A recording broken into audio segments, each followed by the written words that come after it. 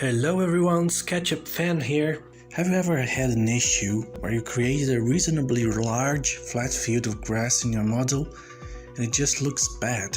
I mean, you downloaded the best grass texture you could find, a 4K resolution grass, and then you zoom out a bit and you can see the grass texture repeating over and over.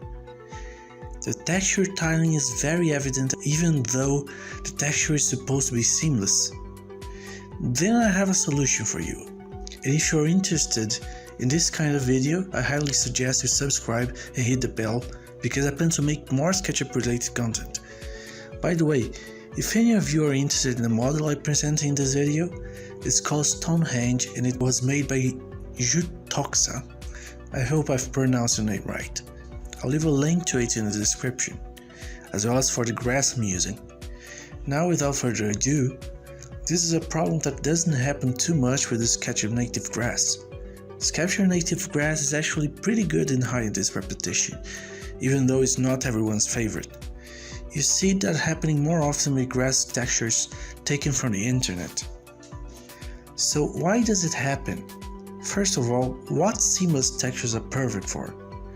Seamless textures are perfect for repeating patterns, like tiles and bricks, because we know these are artificial things made by humans, and repetition is basically the essence of what tiles and bricks represent. However, in nature things are different. There's no order in it. When we see some sort of pattern in nature, our brains instantly recognize it. Kind of the same thing that happens when you realize trees are planted perfectly in line in a plantation, which doesn't happen in a wild forest.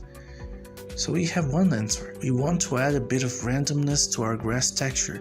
And how do we do that? I could tell you to take a huge texture that takes the space of a whole field and just place it on the ground.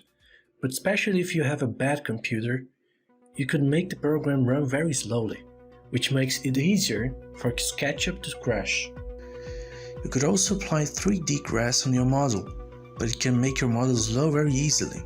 In case you plan rendering your model, some render engines like V-Ray use 3D grass proxies that don't affect your model performance at all. They appear only in the final render, but they also make you spend more time rendering. So we want to make our file size as small as possible while using no 3D grass, only texture, and make our grass look as natural as possible. What do we do? The first option would be to create a mesh in the terrain you want to paint. It could be easily done with the From Scratch tool on the native sandbox tools section, or simply by copying and pasting squares repeatedly. For this example, I'm going to use the From Scratch tool. I suggest you don't make a very dense mesh. Make every cell 1 to 3 times as big as your texture tiling. You don't want to make it too small, because it will make your model slow and it won't look as good. You also don't want to make it as big as to notice the tiling in each portion of your field. You can check the tiling size in the Materials Edit tab.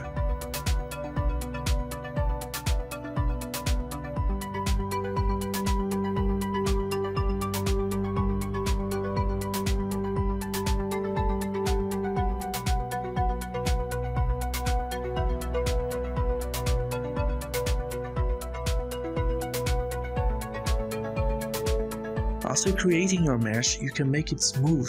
Use the Soften Edges tool, and then you can paint it with your grass material. You notice it still looks repetitive, but there is one more step missing. Get inside the terrain group and use the Smooth tool for the sandbox tools to add just a little bit of elevation to your terrain, almost unnoticeable. Try to modify as much of the surface as you can.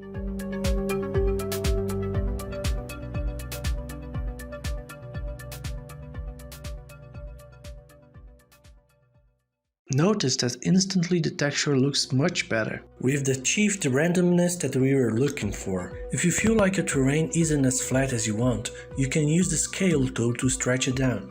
I suggest you type 0.001 and press enter, and the terrain will look as if it were perfectly flat.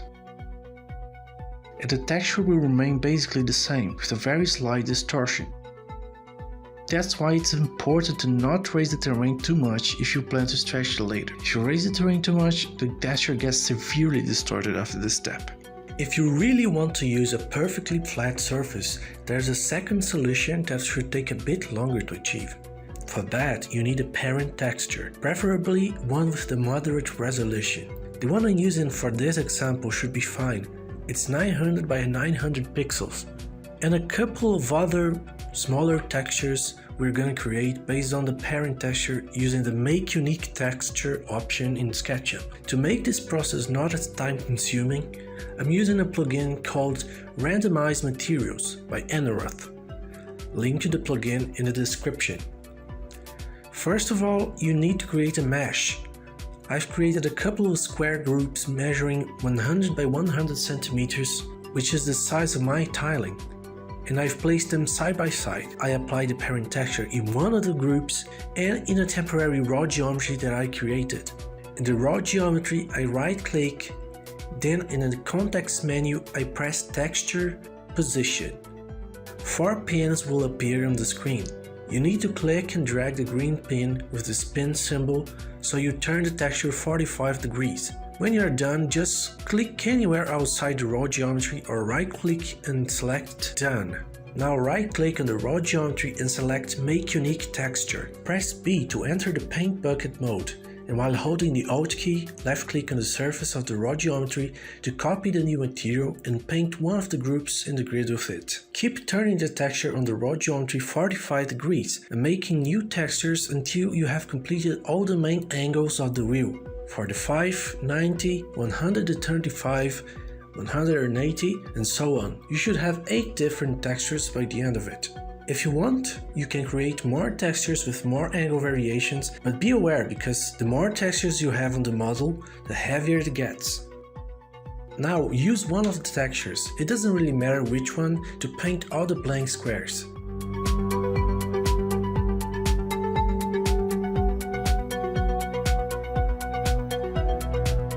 At this stage, you can delete the raw geometry if you want. Select all the squares, click on Extensions, and find Eneroth Randomize Materials. You can click the Randomize Materials button as many times as you want. After you're satisfied, explode the groups and make the edges smooth and soft.